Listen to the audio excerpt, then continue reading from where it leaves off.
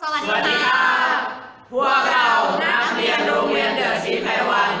จะมาร้องเพลงดาวดังคาดในทำนองเพลงสายุนารักเชิญรับชมรับฟังได้แล้วค่ะ L.I. ลิเทียม N.A. คือโซเดียมไง Kโพแทสเซียม R.B. นาโรบิเดียม C.S. ซีเซียม F.R. ก็คือแฟรนเซียมต่อไปหมู่สอง E คือเบลิเรียม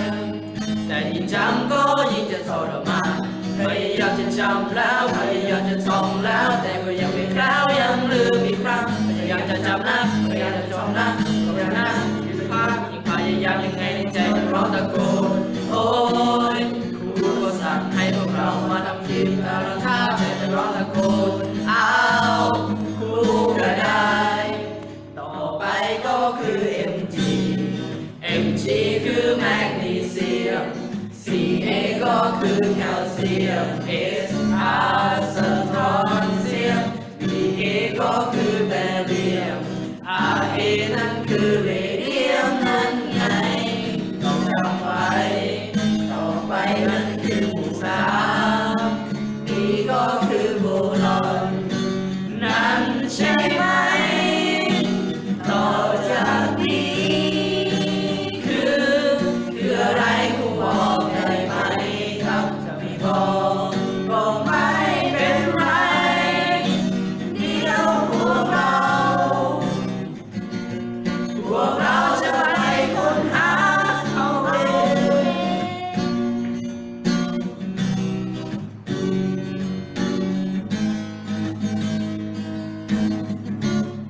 ต่อจากนั้น Al อลูมิเนียมส่วน Ga ก็คือแกลเลียมส่วน Na ก็คืออินเดียมส่วน Ti ก็คือเจริญจำได้ไหมแต่ว่าเราต้องฝืนฉันก็คงไม่ฝืนบายบายแล้วทางพวกเราไปทำแล้วอาจารย์เราต้องพูดบาย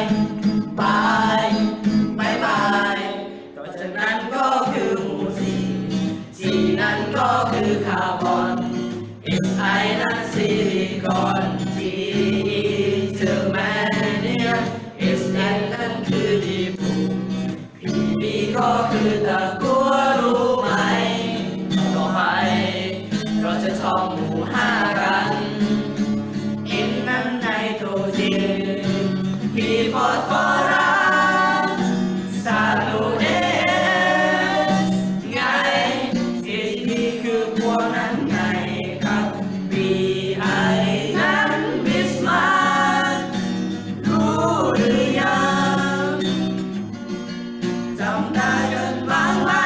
ถูกไหมก่อน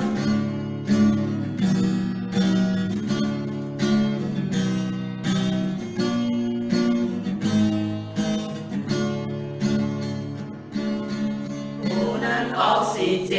นอยู่หมู่หก S กัมมันถัน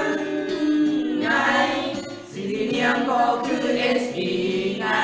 Te เทลลูเนียมโพโลเนียมคือ